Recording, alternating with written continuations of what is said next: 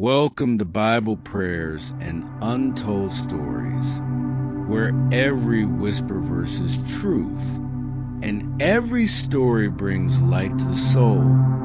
Let us journey through the sacred words and uncover the wisdom hidden in prayer.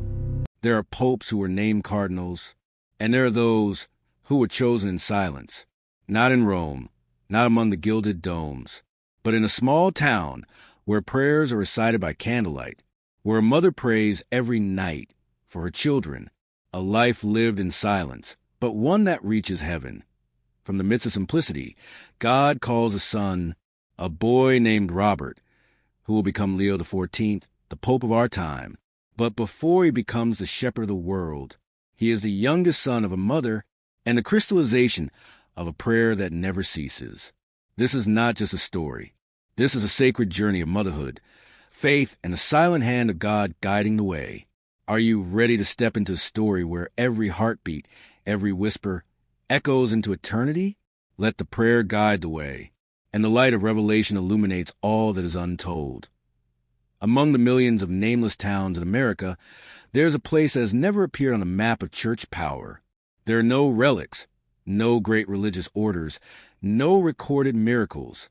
But there's an invitation spoken in silence. 7-year-old Robert, wearing a white towel over his shoulders, using an iron as an altar, placing cookies instead of the Blessed Sacrament.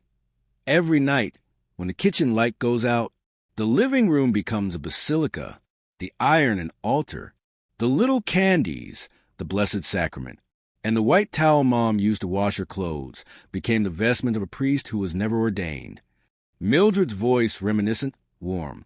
I didn't teach him to do that. But early on, I knew my son was not just playing. He was listening to a call that the world did not hear. Here, where the simple wooden cross hung silently, Robert first learned what holiness was. He didn't just come to church. He stayed in the church as if it were his real home. He was always the last one to leave. Once, when I asked him why he didn't go home, Robert would just say, "I'm still listening to him." Mildred's mother kneels by the bed, the candlelight flickering in the darkness. There are voices that call from the volcano, but there are voices that are the wind in a mother's prayer. Mildred didn't teach her son to be pope. She taught him to pray, and God did the rest. Studio microphone, Mildred's voice reprised. I don't dream of fame for him. I only pray that God will keep his soul, so that wherever he is, he will never lose his love. 14-year-old Robert walks through the gates of St. Augustine Seminary. The snow falls gently. Mothers stand behind, silently watching. At the age of 14, Robert left home, not to seek fame, but to answer a call. His mother stood behind, not crying, but her hands clasped a rosary like a thread connecting earth to heaven. From that moment, the way was opened, and God did not withdraw his call. A seed fell in silence, and in the most unexpected place, a shepherd was sown. Vocations are not born from the crowd. It springs from the heart of a praying mother. There are mothers who leave their names in history by what they do, but there are mothers, like Mildred, who leave their mark by what they whisper to God. Wrinkled hands are praying the rosary. A blue-white light fills the entire frame like a sacred breath. She is not a theologian. She does not teach doctrine, but she lived the gospel with every meal she cooked, every page of the book she read to her son, and every moment of silent prayer. Mildred Agnes Prevost, the woman who carried the breath of the Virgin Mary, silent, persistent, and powerful before God. Mildred was alone in her son's room after the day he entered the seminary. She gently folded his shirt, touched the prayer book he had forgotten. The ticking of the clock sounded like time had slowed down. Studio microphone, Mildred's voiceover reminiscing, gentle, slightly sad. The first night without him, I did not sleep, but I did not cry because of sadness. I trembled with a premonition that something great was beginning, not for me alone, but for the church. Vocation does not come from pressure. It is not a cry from heaven. It is a sacred sigh, a sound that resounds in the heart of a mother who has given her child to God, even before he knew how to say his name. The young Robert reenacted the Massachusetts. Mildred stood far away, not intervening. She only placed her hand lightly on her chest, whispering a prayer in her heart. She never asked me, "Do you want to be a priest?" She just kept quiet, as if afraid to interrupt the sacred dialogue between God and her child. And then, in that silence, the seed of vocation grew, not through preaching, but through a life of silent dedication. Young Mildred sang Ave Maria at the Chicago Music Festival in 1941, interspersed with images of her doing laundry, cooking like living songs offered every day. She used to sing Ave Maria in front of a crowd 100 people, but the silent Ave Maria sung in the kitchen, the living room, or on the sickbed are the hymns that lift the soul of a future pope. Mildred knelt alone in the empty church, the candlelight flickering, the wind blowing gently through the stained glass windows. No one saw her, but God did, and he recorded each of those prayers as a guide for the child who would lead the church in a time of great change. Mildred's voice, the last words resounding as if from heaven, "I do not need my child to wear a crown. Just bow his head before God, for that is the true kingship of the one called to be a shepherd. A mother's love not only gives birth to flesh, but also awakens the soul of a lost world." Snow covers the tiled roof of St. Augustine's Seminary. Students in white robes walk through the ancient stone corridors. Not all light comes from the sky. Some light comes from the pages of books, the quiet hours, and the long nights spent sitting quietly before the Blessed Sacrament. Robert in the library, his hand touching a copy of St. Augustine's Confessions. Robert studies not only to know, but to understand God more deeply and to love him with a clear mind. Classroom at Villanova, blackboard covered with formulas, intercut with Robert teaching physics at a Catholic high school. From St. Augustine's Seminary to Villanova University, Robert approaches the world like a mathematician, finding order in chaos, finding meaning in numbers. Because for him, all the laws of physics point to a creator who is orderly and loving. 1980 at Chicago, the traffic, the bustling streets, the ancient church standing still in the middle of the bustling metropolis. Robert returned to Chicago with a degree in mathematics and theology, but his heart was not searching for status. It was searching for soul in the cold city. Robert sat in the teacher's lounge, after class. He wrote a letter asking to join the Augustinian order. When a teacher puts down his chalk to take up his rosary, when a mathematician vows to become a shepherd, that is when knowledge bows to a higher calling. St. Peter's Square at dawn, Robert enters the Pontifical University of St. Thomas Aquinas.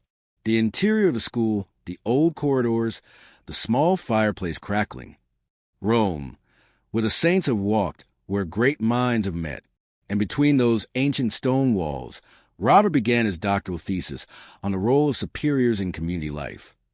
It was not just a thesis. It was a spiritual map for his later life, a model of pastoral ministry, not ruling by power, but guiding by service. Robert in his cell in Rome night, distant bells ringing. He sits by candlelight, his hands on the Bible, his eyes closed as if listening to something sacred. He did not hear the thunder, but he clearly felt the call within, silent but unable to refuse. And it was in that silence that Robert Francis Prevost decided to give himself entirely to God. Passport, plane ticket, simple backpack, preparing to go to Peru, interspersed with the image of the last letter to his mother, a line written in a trembling hand. "I will go, because my heart belongs to no other place but God." Knowledge gave him eyes to look deeper into the world. But it was faith that made him decide to enter the most difficult part of life, to be a missionary priest in poor lands. A true shepherd does not only read books, but reads the wounds of the world. The red dirt roads in Chiclayo, Peru, poor children playing, the church bells ringing among the corrugated iron houses. From the light of the library in Rome, Robert set foot in Chiclayo, where the sun is too harsh and human wounds are too obvious. Here, he not only preached the gospel, but shared every loaf of bread, every drop of water, and every moment living with suffering. Robert and the locals repaired the chapel, carried sick children, learned the local language. A true monk does not build a church with stone, but by washing the feet of the unknown as his master did. The Augustinian monastery, The scene of monks meeting, discussing. Robert sat quietly, not saying much, but his eyes were always attentive. He did not run for office. He did not campaign. But everyone clearly saw that there was something in him that made others want to follow. The handwritten ballot, the name Robert Prevost, appeared many times in the election for provincial superior. True leadership does not come from a title, but from a soul that is able to take on the burden of others and offer it to God. Robert in Rome, elected prior general, superior general of the Augustinian order, a boy who used to play mass in a small kitchen in Dalton, now keeps the souls of more than 2,800 monks worldwide, from Mexico to Mozambique, from Australia to the Philippines.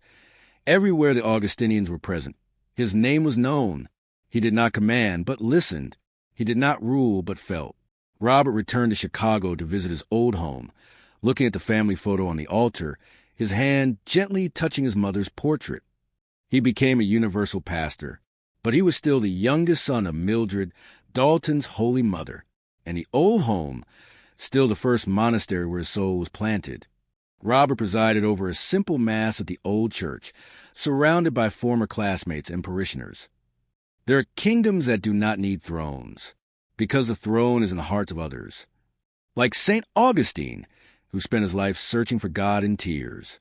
Robert carries that same thirst throughout the world, finding God in the poor, the forgotten, and in his own weariness. Robert reads in a simple room. The page clearly reads, "In quietness, the soul learns to burn."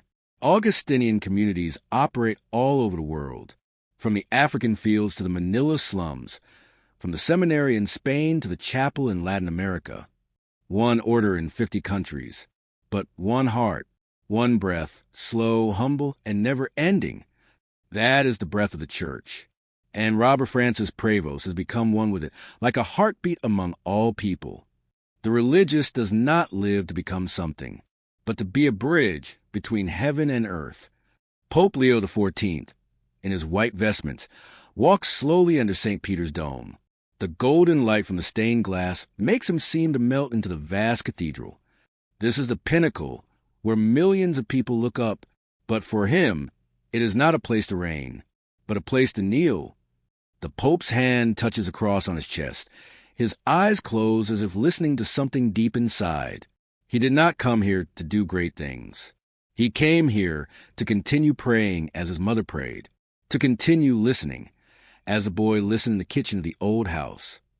Robert, among the poor in Chiclayo, he gives a Eucharist to an old man, his hands trembling. Wherever he is, the throne of Peter or the dusty streets of Peru, his vocation remains the same, to be the bearer of the prayers of humanity and bring it before God. Vatican at night, the Pope alone in the private chapel, no lights, just candles and the distant sound of bells. He never ceased to be his mother's son, and in the silence, he still heard his mother say, "I am God's. From the first day, I have been yours. Mother, if you are looking down, know that I am still praying, as you used to. I have never left that old kitchen. It's just that the altar is bigger now." He walked out into St. Peter's Square, where people were waiting to hear his blessing. But he did not wave his hand, but held his rosary high. He did not give promises. He gave prayers. Because in an age of noise and chaos, only prayer is the language of truth. The life of Pope Leo XIV is not the end of the story, but the opening prayer for a generation in need of light. A mother sowed, a child went, and God did the rest. Old church in Dalton, Illinois. On the simple altar, an old white cloth, a small candle still burned. The wind blew through the window curtains, as if a soul had just passed through. Let your life become a prayer, for no one knows who is listening from eternity. A mother's love, faith, and a vocation that is not of this world. Pope Leo XIV, Robert Francis Prevost, a shepherd, a son, a pilgrim walking toward the light.